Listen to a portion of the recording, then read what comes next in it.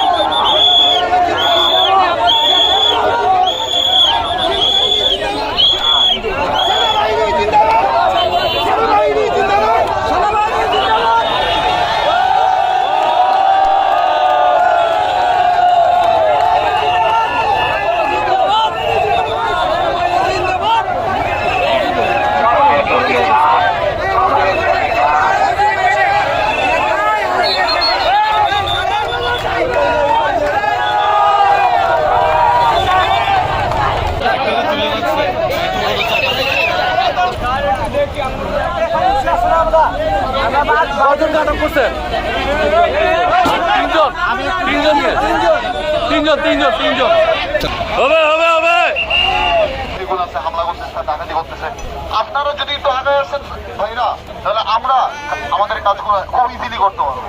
বুঝে গেছে?